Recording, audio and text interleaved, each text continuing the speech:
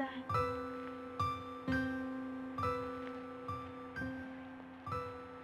Oh, yung binibigay na gamot sa'yo, inumin mo, ha? Para mabilis yung pagtuyo ng sugat mo.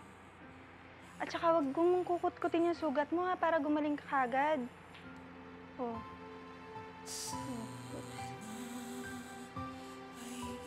Dahan-dahan.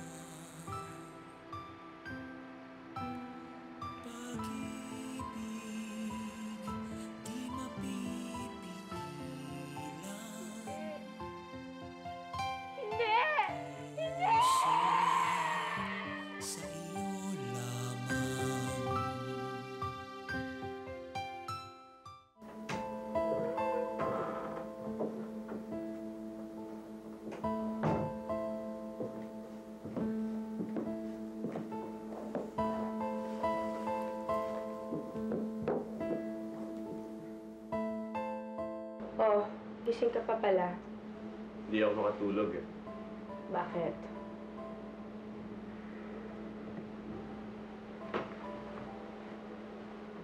Hihintay kita.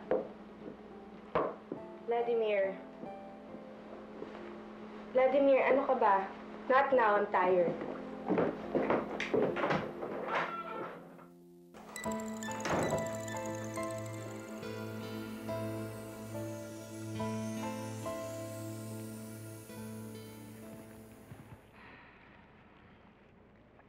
Ma? Mukhang tense na naman ho kayo, ah. Paano? Ang magaling mong ama. Pina-high blood na naman ako. Eh, anong dahilan? Biruin mo, bigla na lang bibigyan ng condo unit ang magaling mong kapatid at doon ititira ang asawa niyang hampas lupa?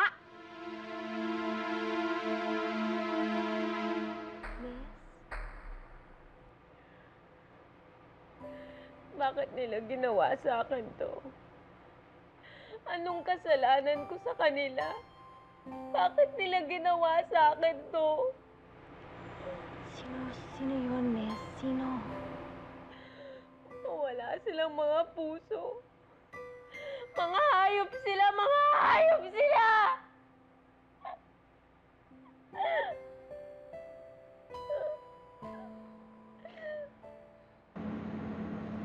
I'm really sorry. Ilang beses ko nang narinig yan. Charity, I mean it. Patunayan mo sa akin.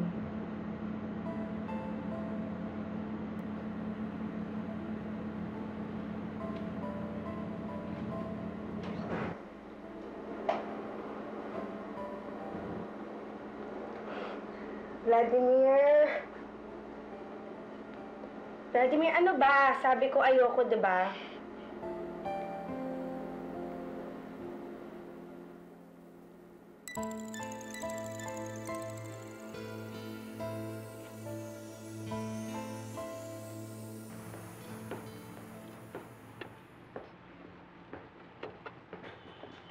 Alam mo, kawawa naman yung babaeng nasabuyan ng asido. Sayang, no? Mukhang maganda pa naman siya. Ano kaya nangyari? Bakit kaya ginawa sa kanya yon? Ano ba yung binabasa mo? Wala. Tinitingnan ko lang tong bagong kasal. Ang gwapo ng lalaki. Yung babae maganda rin, no? Bagay na bagay silang dalawa. Oo nga, no? Pero sa tingin ko, mas bagay sa akin yung lalaki. Mahayaan niyo na ho si Carlos Miguel. May sarili na ho siyang buhay ngayon. Sa palagay mo ba, maiinis ako ng ganito kung sa tamang babae napunta ang kapatid mo? Kung aakala ng Cecilia niya na nakakaginhawa siya sa buhay dahil napakasal siya sa isang Altamonte, nagkakamali siya. I've said this before and I'll say it once more, Jose Enrique. Gagawin kong miserable ang buhay ng babaeng yun. Tandaan mo yan.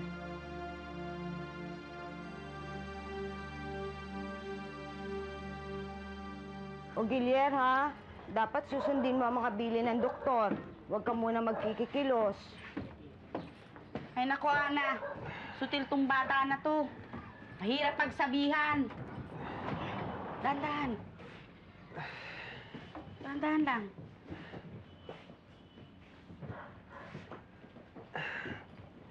Nay, Oh, hanapin yung si Cecilia. ano ba naman tong bata na to? Ganyan na nga kalagayan mo, anak eh. Si Cecilia pa rin nasa isip mo. Oo nga naman, Gilier. Ang dapat mong iniisip ngayon ay kung paano mabibigyan katarungan ng nangyari sa'yo.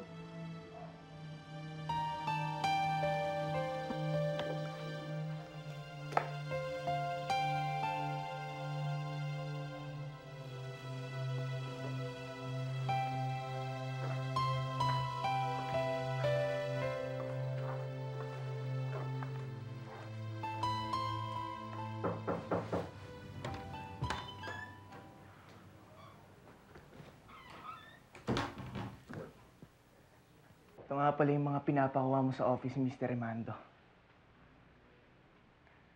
Lagay mo na lang dyan. Tawagan mo rin si Mabel, sabihin mo yung mga flowers na in-order ko. Kukunin ko ngayon.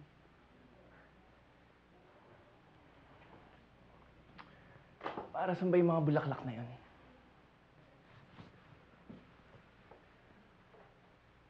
Simon, sa pagkakataong ito, empleyado ka. Hindi kita kasiping sa kama.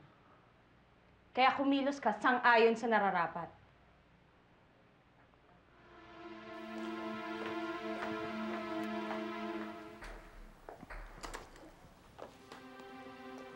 Pag may naghanap sa akin o tumawag, sabihin mo nasa conference ako.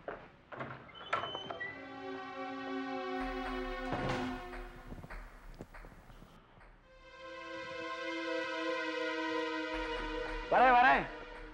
Oh, pare. Ba't ka na naman ba humahangos? Ano na naman yung balita mo para kang hinahagad ng kapwa mo demonyo, ha? Tingnan mo, pare. Tingnan mo. Ito yung kasama ng pamangkin nyo. Ito yun.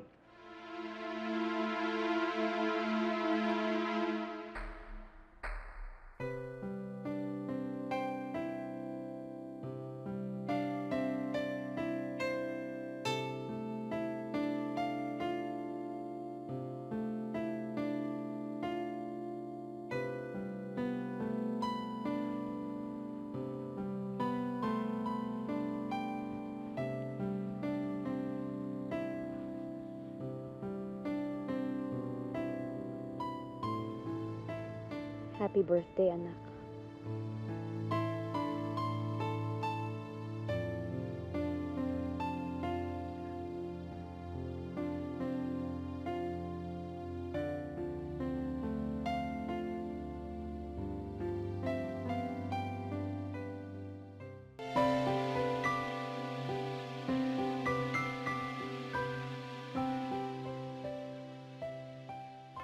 Ano na naman tong kalokohan to, ha? Ha, Mulong? Pumalpa ka, no, ha? Pumalpa ka na naman, ano? Hindi, Ha? pare. Eh, 2 beses namin pinagbabaril yan eh. Alam ko to, tapos na umalis kami.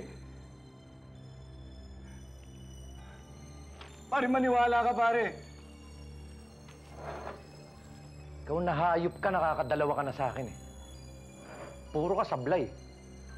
Alam ba, delikado to? Delikado to.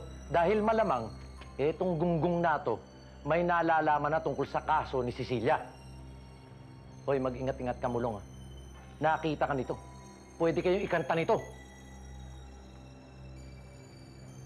Gago kasi.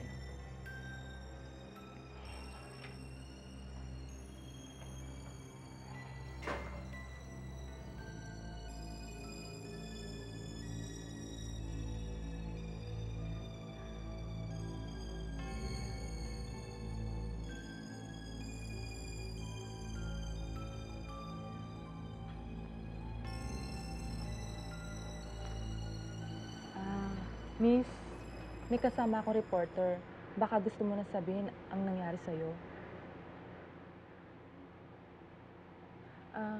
Miss, kung hindi ka magsasalita, hindi ka namin matutulungan. Ano ba talaga nangyari sa'yo?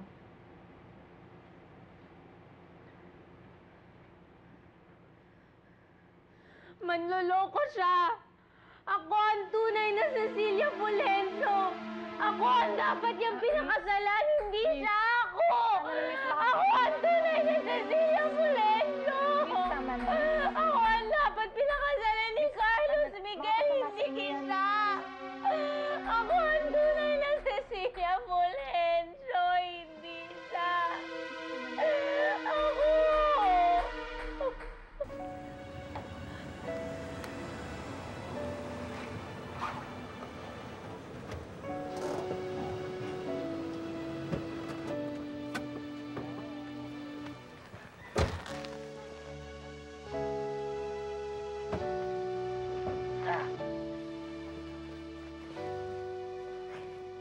Manang isi! Carlos Miguel! Ay! Kumusta? Kumusta ang honeymoon? Enjoy ba? Enjoy? Ha? Okay lang. Hindi talaga manang isi, no? Iha? O ano, kumusta? Enjoy? Carlos Miguel, dun muna ako sa kwarto. Sige, love.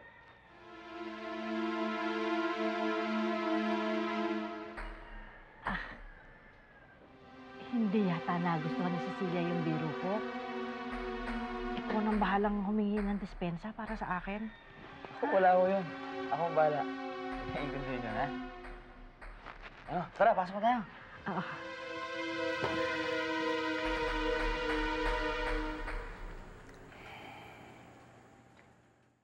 Nasaan si Mulong? Wala na, umalis na. Mukhang may pinagdidiskusyonan kayo. May problema ba?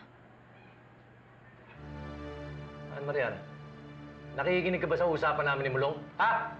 Hindi. Hindi, Wancho. Hindi. Kaya nga tinatanong ko kung may problema eh. Hindi ba umalis-alis ka na sa harapan ko? Baka ikaw pa mapagbuntunan ko ng galit ko eh. Sige na!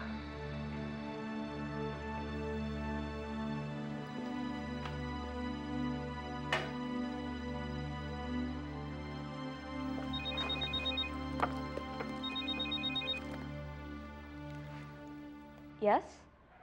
Hello, ate. Olga? Ate, nagbalik na kami ni Carlos Miguel. Saan ba tayo pwede magkita? Sige, ate. Maghihintay na lang ako. Wala pa, nasa labas. Sige, Elena. Kasi nandito na yung asawa ko eh. Asikasuhin ko muna. Baka magtampo. Sige, salamat. Sino yan? Si Elena, yung best friend ko. Hindi kasi siya nakapunta sa kasal natin, kaya binabati lang niya ako. Teka, akala ko si Esme ang best friend mo. Ha? Bago si Esme, si Elena yung best friend ko. Marami pa rin talaga akong dapat malaman tungkol sa'yo. No?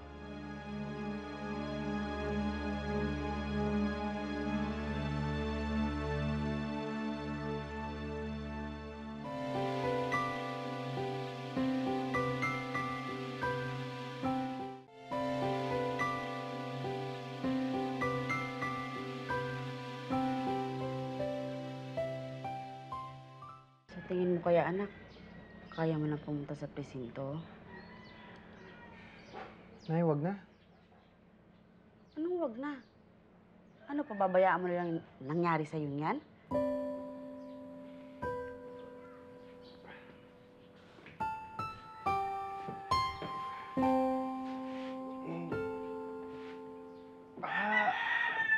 Baka lalo pang gumulo eh. May talagang lalong magkakagulo kapag pumayag ako dyan sa gusto mong yan. Mga hayop sila. Pati sa problema ng Ceciliang yun, idadamay ka. Gusto mo lang naman tumulong eh.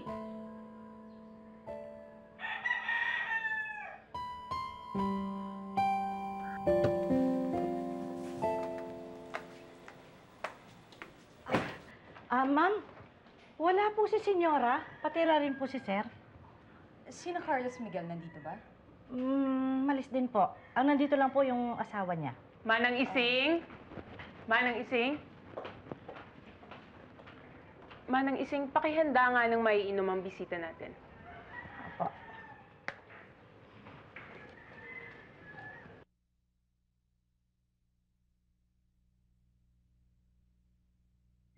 Nay, may hinala na naman ako kung sino gumawa sa amin ito ni Cecilia. Sino? Yung tsuhin ni Cecilia. Si Mang Wancho.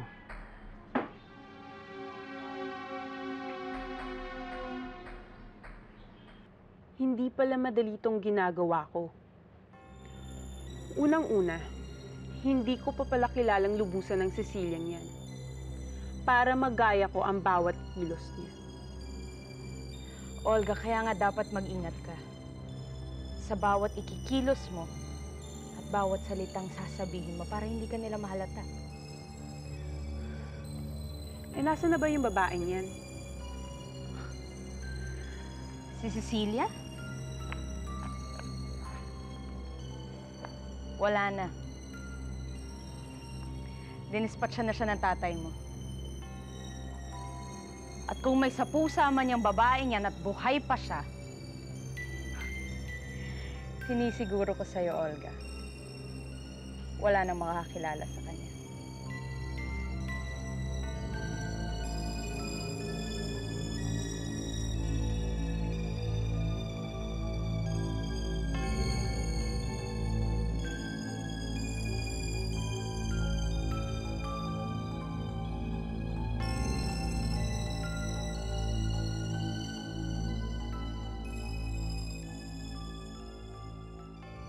Sa kalagayan mo ngayon, Cecilia, lalong hindi mapapasayo si Carlos. Akin na siya, Cecilia. Akin na siya!